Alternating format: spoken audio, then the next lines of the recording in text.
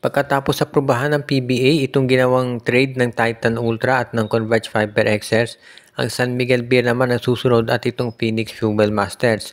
Makukuha na raw ng San Miguel Beer itong si Jason Perkins mula dito sa Phoenix at ang magiging kapalit ay si Andreas Kahilig.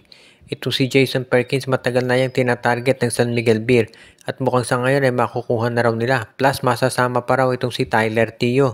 So Jason Perkins at Tyler Tio mapupunta sa San Miguel kapalit ni Andreas Kahilig at itong rookie na si Chris Miller. Baka isama rin daw ng San Miguel yung kanilang first round draft pick para dito sa nabanggit na transaksyon. Itong si Chris Miller kasi ang problema dyan, hindi mabigyan ng minuto dito sa San Miguel kaya hindi mailabas yung potential niya. Dito sa Phoenix, mabibigyan niya ng minuto lalo na kung ititrade nila si Tyler Tio kasama si Jason Perkins. Ngayon naman ito si Perkins matagal na yan gustong makuha ng San Miguel. Kaya bagay na bagay siya dyan at pwede nang maging sabihin natin magandang kapalit nga si Andreas Kahilig.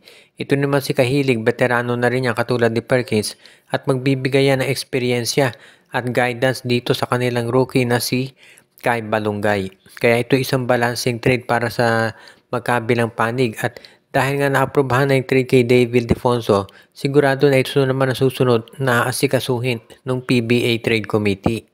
At ayon sa mga nasa kampo ng Beermen, wala silang nakikitang problema kung ba't hindi ito maaprubahan. Dahil mukhang maganda naman yung kanilang offer para dito sa nabanggit ng mga players.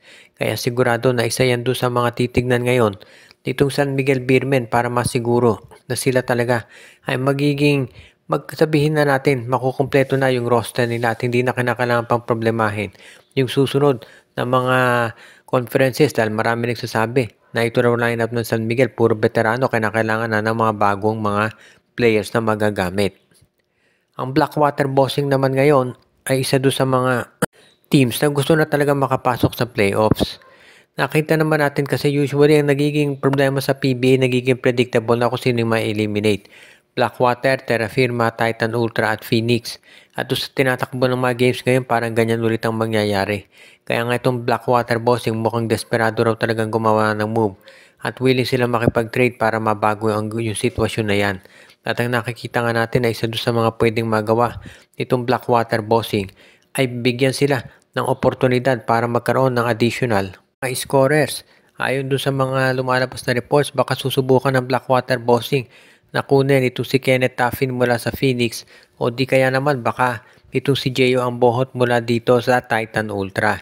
Ilan lamang yan sa mga sinasabing magiging option nitong si Coach Jamaic Jarin o rather si Coach Willie Wilson para masiguro na o rather si Coach Jeffrey Cariaso para masiguro na itong Blackwater Bossing naman ay magkaroon na ng fighting chance para makapasok sa playoffs. Alam natin na ang Blackwater Bossing hindi naman kalakasan yung lineup kumpara dito sa Ginebra, TNT, San Miguel. Pero kung on paper, kung i-consider natin may laban din naman sila dahil nandiyan si Cedric Bearfield.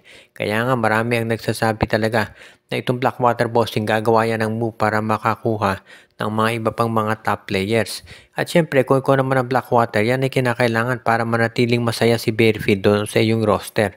Itong si Bearfield ay nag-agree na magstay dito sa Blackwater Bossing. Pero syempre, baka pag lumala pa yung performance ng Blackwater, mag-request siya ng trade. At yan naman talaga ay hindi makapagtataka dahil syempre makatulad ni Bearfield ang gusto niyan ay maglaro doon sa mga teams na malaki chance na makapasok sa playoffs. Kaya nga itong Blackwater Bossing gagawa yan ng mga hakbang.